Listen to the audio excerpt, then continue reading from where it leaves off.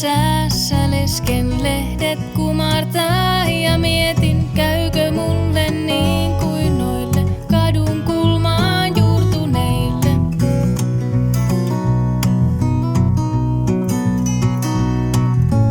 Vanhan sepän miehet tyhjään lasiin puhaltaa ja mietin, käykö mulle niin kuin noille päivätyönsä päättäneille.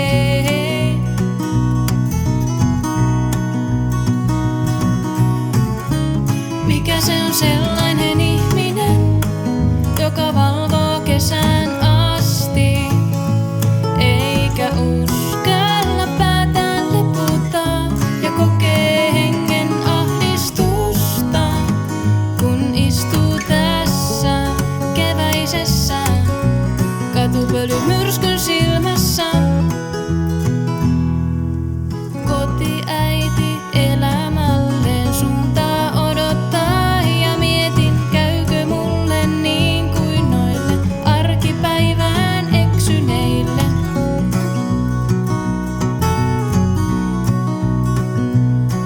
Kun vanha mies ei jaksa maaliviivaa